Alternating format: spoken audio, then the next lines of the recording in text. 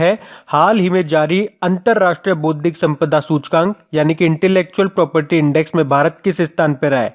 तो सही उत्तर होगा ऑप्शन डी, 40वें नंबर पे। तो अभी यूएस चैम्बर ऑफ कॉमर्स के ग्लोबल इनोवेशन पॉलिसी सेंटर ने इंटेलेक्चुअल प्रॉपर्टी इंडेक्स जारी किया है और इसमें भारत 40वें स्थान पर रहा है।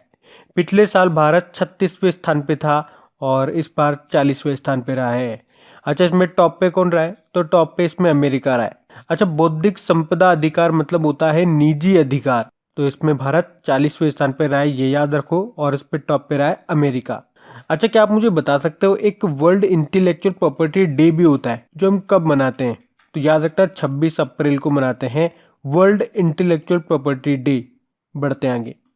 फिर है हाल ही में किस राज्य में एक नया पोर्ट वधावन ये बनाया जाएगा? तो सही उत्तर है ऑप्शन डी, महाराष्ट्र में। तो अभी केंद्रीय मंत्रिमंडल ने महाराष्ट्र के दहानू शहर के पास एक पोर्ट वधावन की स्थापना को मंजूरी दे दी है और इसको बनने में जो लागत आएगी, जो पैसा लगेगा, वो लगभग होगा 65,000 करोड़ रुपए। अब महाराष्ट्र में बनेगा नया पोर्ट यानी कि बंदरगाह। तो ये रहा मैप में महाराष्ट्र। कैपिटल क्या है? मुंबई है। मुख्यमंत्री है शिवसेना के उद्धव ठाकरे और डेप्यूटी सीएम है अजित पवार जो कि नेशनल कांग्रेस पार्टी के हैं। गवर्नर कौन है? भगत सिंह कोश्यारी हैं। अच्छा, महाराष्ट्र अभी सबसे इंपॉर्टेंट पॉइंट याद रखो, आपको पता है अभी खेलो इंडिया यूथ गेम्स हुए थे कहाँ पे? आसाम के गुवाहाटी में, जो कि इसका तीसरा संस्करण था। तो उनमें पहले स्थान पे रहा महाराष्ट्र, सेकंड पे हरियाणा और तीसरे पे दिल्ली रहा। बात करेंगे महाराष्ट्र ने टोटल कितने मेडल जीते? 256 जीते, जिसमें गोल्ड, सिल्वर और ब्रोंज का रेशो क्या है? 78, 77 और 101। इसके अलावा मैंने आपको बताया था अभी जनवरी में भारत में पहली बार 5वें वैश्विक ड्रोसोफिला सम्मेलन का आयोजन किया गया था। कहाँ पे? पुणे में पहली बार किया गया था। तो ये प्रश्न इंपॉर्टेंट है। और कल ही हम लोगों ने पढ़ा था कि काला घोड़ा कला महोत्सव भी मुंबई में शुरू हुआ है। 1 तारीख को शुरू हुआ, जो भी 9 फरवरी तक चलेगा। ये महोत्सव हर साल मुंबई में मनाया जाता है। बढ़ते आगे। अच्छा गाइज, आगे बढ़ने से पहले बता दूं, आप में से जो लोग मंथली करंट अफेयर्स का वेट कर रहे थे, तो जनवरी का जो मंथली करंट अफेयर्स का सेकंड वाला पार्ट था वो कल अपलोड कर दिया गया है। तो प्लेलिस्ट में जाकर के आप वो देख सकते हैं वीडियो, और उसका क्विज भी बना दिया गया है। उसका भी सेट 1 तैयार किया गया है। सेट 2 यानी कि आधा क्वेश्चन का क्विज बनाना बाकी है, तो वो भी शायद आज बन जाएगा, क्योंकि बहुत सारे क्वेश्चन हो जाते हैं तो बहुत टाइम लगता है। तो वीडियो देखने के बाद आप वो क्विज लगा लेना, ताकि इनकी अच्छी प्रैक्टिस आपकी हो जाए। तो क्विज आपकी इसीलिए बनाई जाती है, क्योंकि एक बार आप वीडियो देख लोगे, अब बार बार तो आप वीडियो देखोगे नहीं इतने लंबे समय का, तो फिर आप क्विज लगाते रहो। क्विज लगाते रहोगे, आपका रिवीजन होता रहेगा। तो एक बार जो गलतियां करोगे, दूसरी बार जब आप क्विज लगाओगे तो वो गलतियां आप नहीं करोगे। तो इसी से इंप्रूवमेंट आता है, इसे रिवीजन कहते हैं, और यही क्विज लगाने का फायदा है। और हाँ, अभी जिन जिन स्टेट्स में जो चीफ जस्टिस चेंज हुए थे, उनका क्विज भी मैंने बना दिया है, और उनके अलावा बाकी जो और भी स्टेट्स थे उनको भी इंक्लूड कर दिया है। तो वो भी आप लगा लेना, ताकि वो पार्ट भी आपका कवर हो जाए। और अगर वीडियो आपको पसंद आता है तो प्लीज वीडियो को लाइक जरूर करा करें, क्योंकि आप लोगों के लाइक से ही मुझे पता लगता है कि आप में से कितने लोग हैं जिनको वीडियो पसंद आ रहा है, जिनके लिए वास्तव में ये वीडियो बनाया जा रहा है। तो वीडियो पसंद आता है तो लाइक जरूर करें, और अपने दोस्तों के साथ इस वीडियो को शेयर जरूर कर देना। अब बढ़ते हैं आगे। फिर है हाल ही में जारी एक सर्वे के अनुसार देश में बेरोजगारी दर कितना है? तो सही उत्तर होगा ऑप्शन सी, 6.1%। तो अभी सांख्यिकी मंत्रालय के द्वारा किए गए बेरोजगारी सर्वेक्षण 2017-18 के अनुसार भारत में बेरोजगारी दर 6.1% है। अच्छा, हमारे श्रम व रोजगार राज्य मंत्री कौन है? तो आंसर होगा संतोष गंगवार है। बढ़ते आगे।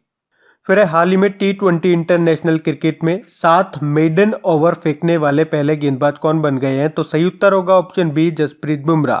तो भारतीय तेज गेंदबाज है ये जसप्रीत बुमराह, और अभी T20 इंटरनेशनल क्रिकेट में 7 मेडन ओवर फेंकने वाले पहले गेंदबाज बन गए हैं। मेडन ओवर मतलब होता है जिस ओवर में कोई भी रन नहीं लगता ना, तो उसे कहते हैं मेडन ओवर। अच्छा, जसप्रीत बुमराह से याद आया, अभी करंट अफेयर्स में हमने पढ़ा था कि बीसीसीआई ने जसप्रीत बुमराह को पॉली उम्रीगर अवार्ड दिया था बेस्ट क्रिकेटर के लिए। वहीं महिलाओं में बात करेंगे तो बेस्ट क्रिकेटर का अवार्ड मिला था पूनम यादव को। बढ़ते आगे। फिर है अभी वर्ल्ड हेल्थ ऑर्गेनाइजेशन के अनुसार किस वर्ष तक कैंसर के मामलों में 60% की वृद्धि होगी? तो सही उत्तर होगा ऑप्शन सी, 2040 तक। तो वर्ल्ड हेल्थ ऑर्गेनाइजेशन ने भी 4 फरवरी को वर्ल्ड कैंसर डे था, जिस दिन एक रिपोर्ट जारी की थी, और उसमें बताया था कि 2040 तक वैश्विक स्तर पर कैंसर के मामलों में 60% की वृद्धि हो सकती है, और कैंसर से 7 मिलियन लोगों की जान बचाने के लिए $25 अरब की निवेश की जरूरत है। कुछ और पॉइंट मैं आपको बताऊं, जैसे कि G7 ग्रुप और वर्ल्ड हेल्थ ऑर्गेनाइजेशन चाइना के साथ मिलकर कोरोना वायरस से निपटने के लिए स्वीकृत प्रक्रिया बनाने पर काम करेंगे। और कोरोना वायरस से याद रखो, अभी यूनाइटेड किंगडम ने कोरोना वायरस के टीके के विकास के लिए 20 मिलियन पाउंड दिए हैं। वर्ल्ड हेल्थ ऑर्गेनाइजेशन की स्थापना कब हुई थी? 7 अप्रैल 1948 को, और 7 अप्रैल को इसी कारण हम मनाते हैं वर्ल्ड हेल्थ डे के रूप में। वर्ल्ड हेल्थ ऑर्गेनाइजेशन का हेडक्वार्टर कहाँ पर है? जेनेवा स्विट्जरलैंड में है, और इसके डायरेक्टर जनरल कौन है? टेड्रोस अधानोम घेब्रेयेसस है, जो कि कहाँ से हैं? इथोपिया से हैं। इथोपिया की कैपिटल होती है एडिस अबाबा। अच्छा, वर्ल्ड हेल्थ ऑर्गेनाइजेशन के प्रमुख साइंटिस्ट कौन है? तो सौम्या स्वामीनाथन है। और अभी आपको याद होगा, वर्ल्ड हेल्थ ऑर्गेनाइजेशन ने कोरोना वायरस को अंतरराष्ट्रीय आपातकाल घोषित किया था, और डब्ल्यूएचओ ने ही 2020 को नर्स और मिडवाइफ वर्ष के रूप में भी नामित किया था, और 2023 तक दक्षिण पूर्व एशिया में 2023 तक खसरा और रुबेला खत्म करने का लक्ष्य रखा था डब्ल्यूएचओ ने। तो ये भी याद रखना, बढ़ते हैं आगे।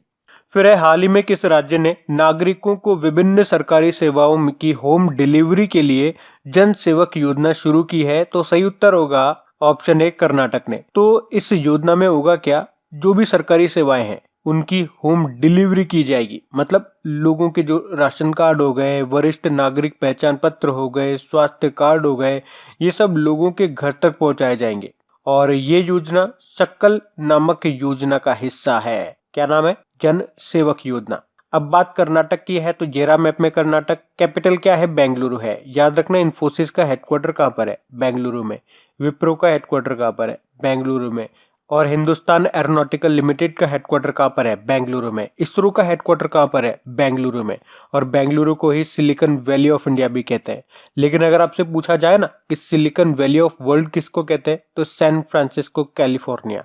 और आईटी कैपिटल ऑफ इंडिया, ये भी आपकी बेंगलुरु ही है। मुख्यमंत्री है बीएस येदियुरप्पा, और गवर्नर कौन है? वाजुभाई वाला है। अच्छा, अभी कुछ समय पहले कर्नाटक ने निकोटीन को क्लास ए पॉइजन के रूप में चिन्हित किया था। और कल परसों हमने पढ़ा था, टॉम की रिपोर्ट आई थी, ट्रैफिक इंडेक्स, उसमें दुनिया में सबसे ज्यादा ट्रैफिक वाला शहर रहा आपका बेंगलुरु। और सबसे इंपॉर्टेंट याद रखना है, इसरो देश का पहला अंतरिक्ष यात्री परीक्षण केंद्र, यानी कि जहाँ पे एस्ट्रोनॉट्स को ट्रेनिंग दी जाएगी, वो कहाँ पे बनाएगा? कर्नाटक में। कर्नाटक के चित्रदुर्ग जिले के चेलकेरे में। और कुछ समय पहले फॉरेस्ट सर्वे ऑफ इंडिया की वन क्षेत्र की स्थिति रिपोर्ट 2019 आई थी, उसमें किस राज्य में वन क्षेत्र सबसे ज्यादा बड़ा था? तो याद रखना, कर्नाटक में। लेकिन अगर एरिया वाइज देखा जाएगा तो सबसे ज्यादा वन क्षेत्र आपके मध्य प्रदेश में है। बढ़ते हैं आगे।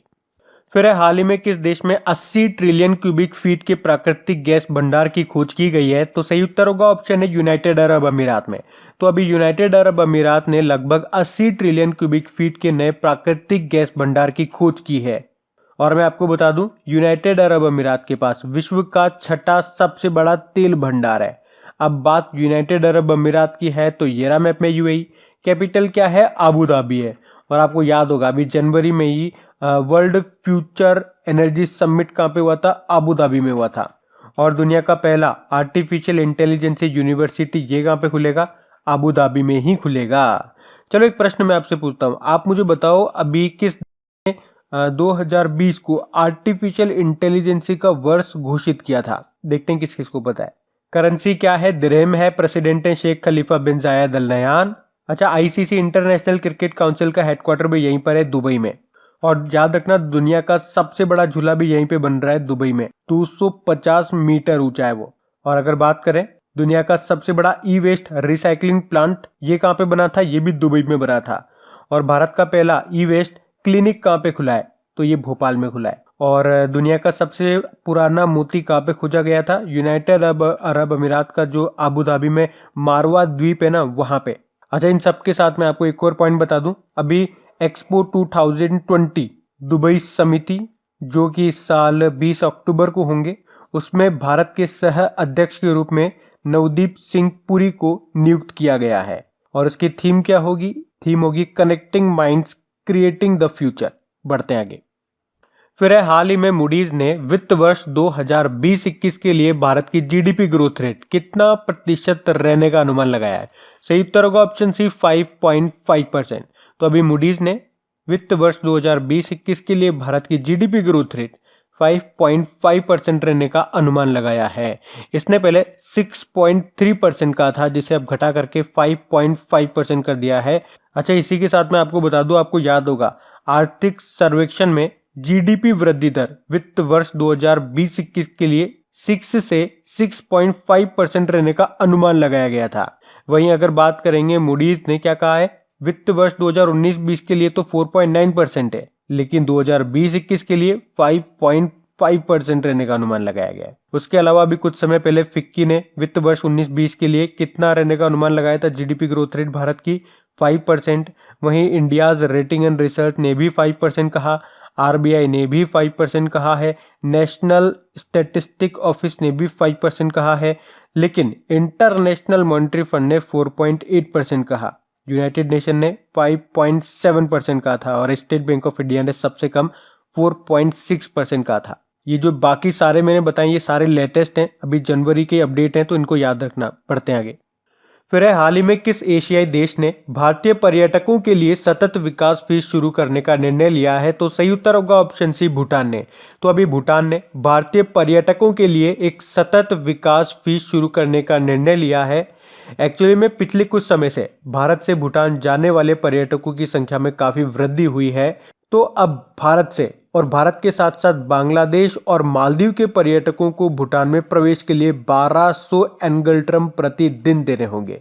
एंगल्ट्रम ये भूटान की करेंसी है और ये जो फीस है 1 जुलाई 2020 से शुरू होगी।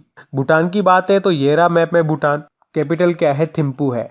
करेंसी हमने बताया क्या है, एंगल्ट्रम है और प्रधानमंत्री है लोटे त्शरिंग। सबसे इंपॉर्टेंट पॉइंट याद रखना, कई बार एग्जाम में ये स्टैटिक प्रश्न बन के आता है कि first organic country of the world कौन सा है, दुनिया का पहला ऑर्गेनिक कंट्री, तो आंसर होगा भूटान। और एक बार एग्जाम में प्रश्न आया था ये कि किस देश को लैंड ऑफ थंडर ड्रैगन कहते हैं, यूपी पुलिस कांस्टेबल के एग्जाम में पूछा गया था, तो आंसर होगा भूटान को। बढ़ते आगे।